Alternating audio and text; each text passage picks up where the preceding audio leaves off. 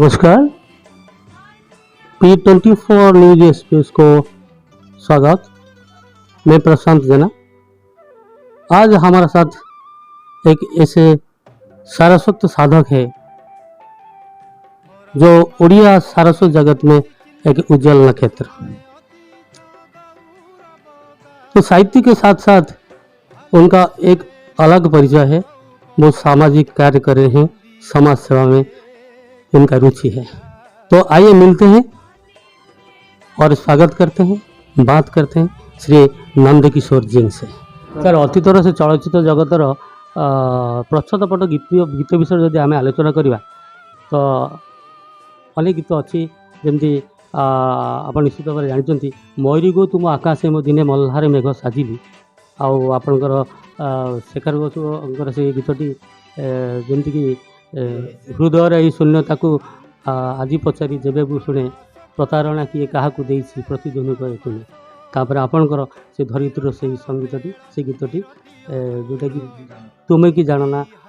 तो तो तो मोर प्रश्न सर जे वर्तमान समय आज तारीख जो फिल्म सब रिलीज हो जो चलचित्र सब रिलीज तार जो गीत को आम देखा तो अतीतर से गीत और गीत भर कौन पार्थक्य आप अनुभव करेंगे?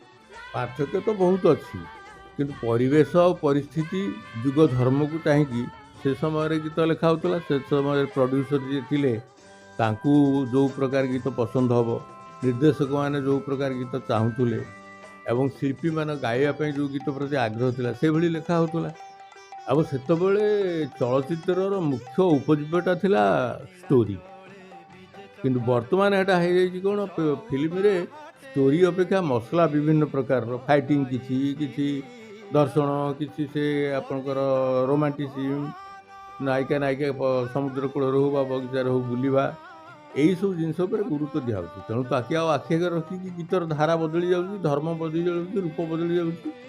तेणु कथा आम धर छोट पिलाटी आम माँ मैंने कौन करूँ हलदी काठुआर हलदी नगी तक गाधे दूसरे बर्तमान जॉनसन पाउडर जॉनसन सॉप एसब जिन तार परिवर्तन हो तेणु किंतु आमर उचित होची जे आमे जॉनसन व्यवहार कले हलदी काठुआ को भूलवा ना सेमती गीतर जिते सस्ता उपादान परिवेश बा स्टोरी आवश्यकता को चाहिए चित्र उत्तोलन करने को सुविधा हाँपाई जो मसला दिया हो तो मोर जो परिणत वर्ष जो शिशु मान मो साहित्य खाली कविता नुहे गल्प भी लिखी शिशु मान नाटिका भी लिखी अभिनय कराई पिला पक्षरे ता पक्षर कारण है कौन मु रही गोटे ट्रेनिंग स्कूल रे दीर्घ 20 वर्ष खंडे डोलीपुर सिटी ट्रेनिंग स्कूल जानते से सब प्राक्टिस लेसन अच्छी प्राक्टिस लेसन साधारणतः छोट छोट छुआ मान को पढ़ा जाए चतुर्थ रु षष्ठ सप्तम तेणु ये शिशु मान गहन सदाबले मुझे रही गाँव सेमती शिशु मान एपर्यंत भी मोर से अभ्यास अच्छी मो पिला को देखिले को नहीं चॉकलेट बांटे से मत सब अजा अजा बोली डाकती तेणु पिला प्रति मोटे अहतुक आकर्षण मूल रही आसी परिवेशटा मत सुजोग देला जे ट्रेनिंग स्कूल में मुझे थी पिला जो जा श्रेणी रे पाठ पढ़ाती मुझे तदारख करे सुपरभाइज कहते सुपरविजन करे तेणु पिला गहन सदाबले रही आसी शिशु मान प्रति मोर आकर्षण बढ़ी आ सदाबले बयस जिते बढ़े मो मनटा सदाबले मु शिशु मान भारी कौन रखा रही जाए कि ईश्वर करुणा हो पाए कि सदाबले जिते वयस्क लोकटे हेले भितर गोटे शिशु सुलभ कोमलता चपलता और सरलता लक्ष्य करे। हाउसी शिकारी जोटा ग्रीक साहित्य वही बोल्ड हंटर बोली अच्छी तारी ओडिया अनुवाद साहस शिकारी बाहर करी जोटा मीना बजार मासिक मीना बजार स्थान पाई तेणु साधारणतः मत जो 10-11 वर्ष से दिन लेखा प्रकाशित हो जो प्रोड्यूसर मैंने जानले जे गीत लिखुंट तेणु से धरित्री जे प्रयोजक धीरेन्द्रनाथ विश्वाल से मत डाकी मुझे गीत लिखी से भी गोटे से दुष्मंत और शकुंतलार नृत्य नाटिका लिखी तुम्हें कि जानना प्रिय मु तुम नायिका मुझे से शकुंतला कानंद बालिका गाई सिकंदर आलम और शिप्रा बस 2 जन गाई निताई पाली ଥିଲେ ନିର୍ଦ୍ଦେଶକ ଏବଂ ଉପେନ୍ଦ୍ର କୁମାର ଥିଲେ ସଙ୍ଗୀତ ନିର୍ଦ୍ଦେଶକ। ତାପରେ ଅକ୍ଷି ତୃତୀୟାରେ ମଧ୍ୟ ଯେଉଁଟା ବାବୁଲାଲ ଦୋଷୀ କରିଥିଲେ ସେଥିରେ ଗୋଟେ ଗୀତ ଦେଶାତ୍ମବୋଧକ ଗୀତ ଯେଉଁଟାକି ଶିକ୍ଷକ ଜଣେ ସେଥିରେ ଯେଉଁ ଚରିତ୍ର ଶିକ୍ଷକ ଅଛି ସେ ପିଲାମାନଙ୍କୁ ନେଇକି ସବୁ ପରିଭ୍ରମଣ କରୁଛନ୍ତି, ସେଇଆକୁ ବେଶ କରି ମୁଁ ଲେଖିଥିଲି ଉତ୍କଳର ବିଭିନ୍ନ ତୀର୍ଥସ୍ଥାନର ବର୍ଣ୍ଣନା, ଦର୍ଶନୀୟ ସ୍ଥାନର ବର୍ଣ୍ଣନା ନେଇକି କଳାରେ କୁଶଳା କୋଟି ଚାରୁ କଳା ଧନ୍ୟ ମୋ ଉତ୍କଳ ଭୂଇଁ, ତାକୁ ଭିକାରୀ ବଳ ଏବଂ ଅନ୍ୟମାନେ ସବୁ ମିଶିକି ଗାଇଥିଲି। ଆଉ ଗୋଟିଏ ଗୀତ ଫିଲ୍ମ ଏଇ ମାଟି ପାଇଁ ମୁଁ ଲେଖିଥିଲି, ଗୋଟେ ଭଜନଟିଏ ମଧ୍ୟ। ଅର୍ଜୁନ ସାମଲ ତାର ଥିଲେ କ'ଣ ସଙ୍ଗୀତ ନିର୍ଦ୍ଦେଶକ, କିନ୍ତୁ ଦୁଃଖର କଥା ସେ ଫିଲ୍ମଟି ରୂପେରୀ ପର୍ଦ୍ଦାକୁ ଯିବାର ଭାଗ୍ୟ ପାଇଲା ନାହିଁ। ଓଡ଼ିଆ ସାହିତ୍ୟ ଜଗତରେ ତିନି ଜଣ ନନ୍ଦକିଶୋର ଅଛନ୍ତି। ଜଣେ ପଲ୍ଲୀକବି ନନ୍ଦକିଶୋର ବ, ଜଣେ ନନ୍ଦ ସାମଲ, ଆଉ ଜଣେ ଆପଣ ନନ୍ଦକିଶୋର ସିଂ। କ'ଣ କହିବେ? এই নন্দকিশোর বড় সে তো আমার চির নমস্য, কেন সাহিত্য ଓଡ଼ିଆ ସାହିତ୍ୟ କ୍ଷେତ୍ରରେ ଯେଉଁ ଦିଗଟି ଅବହେଳିତ ହୋଇଥିଲା ପଲ୍ଲୀ ସାହିତ୍ୟ, ତାକୁ ବି ସେ ଆରମ୍ଭ କଲେ, ବାଟ ଫିଟେଇଲେ, ମାନେ ଆଖି ଫିଟେଇଲେ କହିଲେ ଠିକ୍ ହେବ। ଏବଂ ତାଙ୍କୁ ପ୍ରଣାମ କରୁଛୁ ମୁଁ।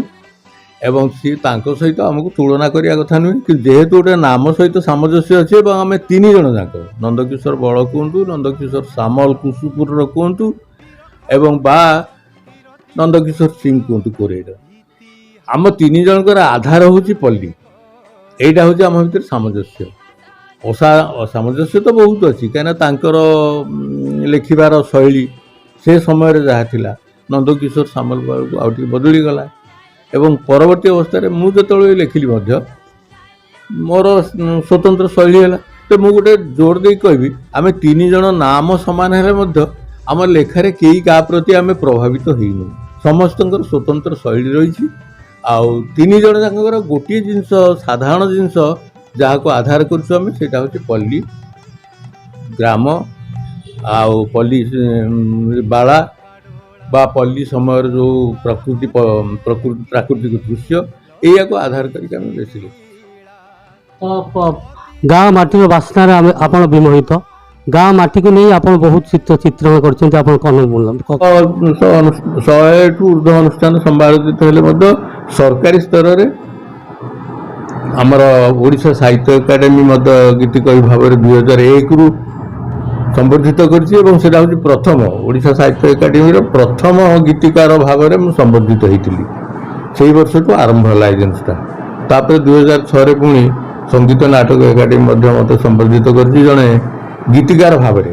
ସେଇଟା ସାହିତ୍ୟ ଏକାଡେମୀ ଦେଇଥିଲା ଏ ବହି ନନ୍ଦକିଶୋର ଗୀତି ବିଚିତ୍ର ବହି ପାଇଁ ସେଇଟା ଦେଇଥିଲା, କିନ୍ତୁ ଏଇଟା ହେଉଛି ସାମଗ୍ରିକ କୃତି ପାଇଁ ଗୀତି କ୍ଷେତ୍ରରେ ଦିଆଯାଇଛି। ତାଛଡ଼ା ଆମର ଓଡ଼ିଶାର ଯେଉଁ ପ୍ରାଚୀନତମ ଅନୁଷ୍ଠାନ ଉତ୍କଳ ସାହିତ୍ୟ ସମାଜ, ସେଥିରେ ମଧ୍ୟ ମୁଁ ସମ୍ବର୍ଦ୍ଧିତ ହେଇଛି। ଗୀତିକବି ଆଉ ଶିଶୁ ସାହିତ୍ୟିକ ପାଇଁ ସମ୍ବର୍ଦ୍ଧିତ ହେଇଛି। ଏମିତି ବହୁ ଅନୁଷ୍ଠାନ ସହିତ ଅଛି। ତାଛଡ଼ା ମୋର ଯେଉଁ କୋରିମଣ୍ଡଳ ସାହିତ୍ୟ ସଂସଦ, ଯାହାର ମୁଁ ସଭାପତି, ସ୍ଥାୟୀ ସଭାପତି ଅଛି, ସେଠି ଆମେ ମଧ୍ୟ ନିଜେ ଆମେ ତ ସମ୍ବର୍ଦ୍ଧିତ ହେଇଛୁ ଅଲଗା କଥା, କିନ୍ତୁ ବହୁ ଅନୁଷ୍ଠାନର ଯେଉଁ ବଡ଼ ବଡ଼ ପ୍ରତିଭାଧର ଲୋକଙ୍କୁ ଆଣିକି ମଧ୍ୟ ସମ୍ବର୍ଦ୍ଧିତ କରୁଛୁ। ହାଉସି ଶିକାରୀ, ଯେଉଁଟା ଗ୍ରୀକ୍ ସାହିତ୍ୟରେ ওই ବୋଲ୍ଡ ହଣ୍ଟର ବୋଲି ଅଛି, ତାରି ଓଡ଼ିଆ ଅନୁବାଦ ସାହସ ଶିକାରୀ ମୁଁ ବାହାର କରିଥିଲି, ଯେଉଁଟାକି ମୀନାବଜାର ମାସିକ ମୀନାବଜାରରେ ସ୍ଥାନ ପାଇଥିଲା। ତେଣୁ ସାଧାରଣତଃ ମୋତେ ଯେତେବେଳେ 10-11 ବର୍ଷ ସେଇ ଦିନଠୁ ମୋର ଲେଖା ପ୍ରକାଶିତ ହେଇଆସିଛି। ଯେତେବେଳେ ପ୍ରଡ୍ୟୁସର ମାନେ ଜାଣିଲେ ଯେ ଗୀତ ଲେଖୁଛନ୍ତି, ତେଣୁ ସେ ଧରିତ୍ରୀର ଯିଏ ପ୍ରଯୋଜକ ଧୀରେନ୍ଦ୍ରନାଥ ବିଶ୍ୱାଳ, ସେ ମୋତେ ଡାକିଥିଲେ। ମୁଁ ସେଥିରେ ଗୀତ ଲେଖିଥିଲି। ସେଥିରେ ବି ଗୋଟେ ସେ ଦୁଷ୍ମନ୍ତ ଆଉ ଶକୁନ୍ତଳାର ନୃତ୍ୟ ନାଟିକା ଉପରେ ମୁଁ ଲେଖିଥିଲି। ତୁମେ କି ଜାଣ ନା ପ୍ରିୟ ମୁଁ ତୁମ ନାୟିକା, ମୁଁ ଯେ ସେଇ ଶକୁନ୍ତଳା କାନନ ବାଳିକା। ତାକୁ ଗାଇଥିଲେ ସିକନ୍ଦର ଆଲାମ ଆଉ ଶିପ୍ରା ବୋଷ, 2 ଜଣ ଗାଇଥିଲେ। ନିତାଇ ପାଲିତ ଥିଲେ ନିର୍ଦ୍ଦେଶକ ଏବଂ ଉପେନ୍ଦ୍ର କୁମାର ଥିଲେ ସଙ୍ଗୀତ ନିର୍ଦ୍ଦେଶକ। ତାପରେ ଅକ୍ଷି ତୃତୀୟାରେ ମଧ୍ୟ ଯେଉଁଟା ବାବୁଲାଲ ଦୋଷୀ କରିଥିଲେ, ସେଥିରେ ଗୋଟେ ଗୀତ ଦେଶାତ୍ମବୋଧକ ଗୀତ, ଯେଉଁଟାକି ଶିକ୍ଷକ ଜଣେ ସେଥିରେ ଯେଉଁ ଚରିତ୍ର ଶିକ୍ଷକ ଅଛି ସେ ପିଲାମାନଙ୍କୁ ନେଇକି ସବୁ ପରିଭ୍ରମଣ କରୁଛନ୍ତି, ସେଇଆକୁ ବେଶ କରି ମୁଁ ଲେଖିଥିଲି ଉତ୍କଳର ବିଭିନ୍ନ ତୀର୍ଥସ୍ଥାନର ବର୍ଣ୍ଣନା, ଦର୍ଶନୀୟ ସ୍ଥାନର ବର୍ଣ୍ଣନା ନେଇକି କଳାରେ କୁଶଳା କୋଟି ଚାରୁ କଳା ଧନ୍ୟ ମୋ ଉତ୍କଳ ଭୂଇଁ, ତାକୁ ଭିକାରୀ ବଳ ଏବଂ ଅନ୍ୟମାନେ ସବୁ ମିଶିକି ଗାଇଥିଲେ।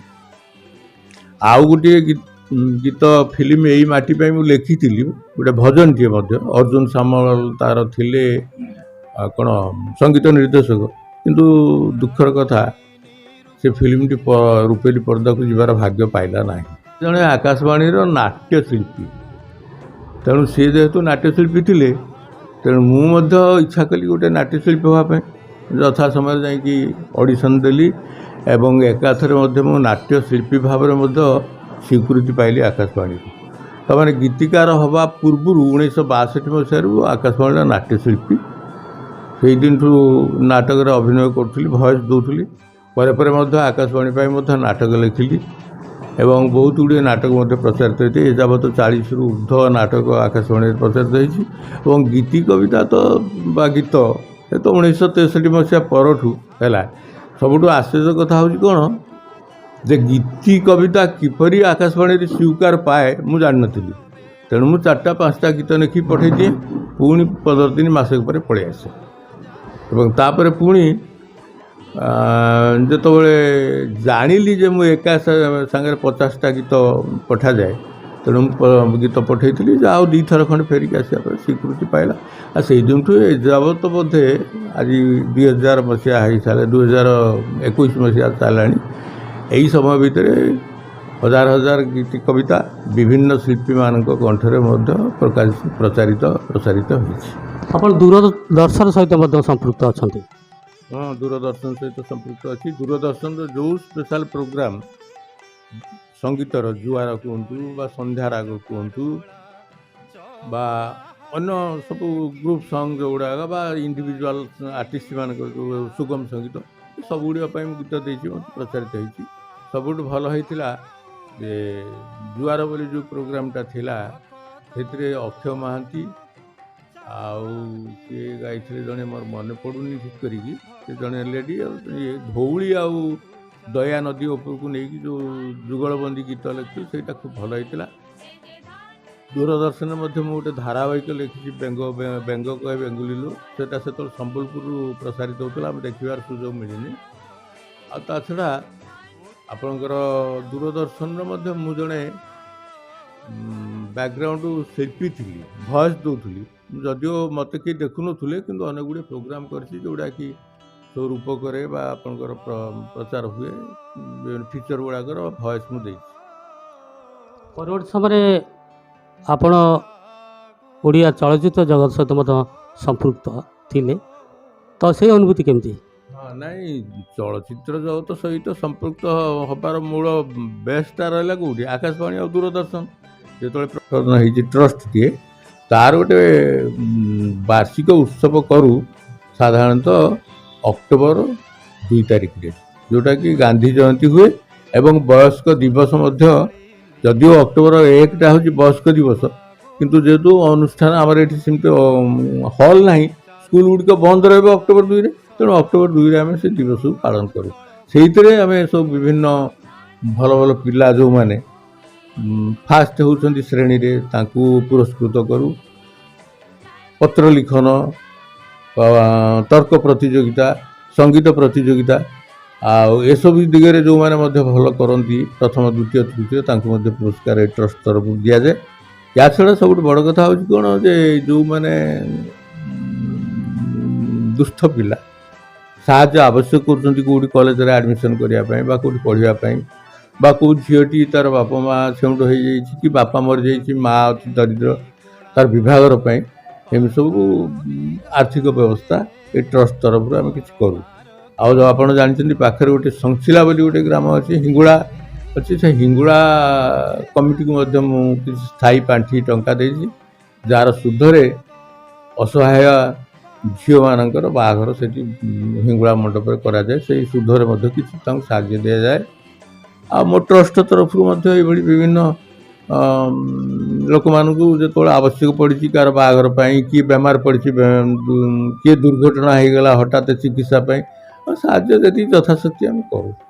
100ଠୁ ଉର୍ଦ୍ଧ୍ୱ ଅନୁଷ୍ଠାନ ସମ୍ପାଦିତ ହେଲେ ମଧ୍ୟ ସରକାରୀ ସ୍ତରରେ ଆମର ଓଡ଼ିଶା ସାହିତ୍ୟ ଏକାଡେମୀ ମଧ୍ୟ ଗୀତିକବି ଭାବରେ 2001ରୁ संबर्धित कर प्रथम ओडिशा साहित्य एकाडेमी प्रथम गीतिकार भाव में संबर्धित होती से वर्ष को आरंभ है एजेंसटा तापर 2006 पुणी संगीत नाटक एकाडेमी मत संबर्धित कर जड़े गीतिकार भाव में सेटा साहित्य एकाडेमी देता बही नंदकिशोर गीति विचित्रा बही से देता किंतु यहाँ हूँ सामग्रिक कृति गीति क्षेत्र में दिखाई छड़ा आमर ओडिशार जो प्राचीनतम अनुष्ठान उत्कल साहित्य समाज से संबर्धित होती गीतिका गीति कवि और शिशु साहित्यक संबर्धित होती एमती बहु अनुष्ठान सहित अच्छी छड़ा मोर जो कोरिमंडल साहित्य संसद जार मैं सभापति स्थायी सभापति अच्छी सेठी आमे निजे आमे तो संबर्धित हो अलग कथा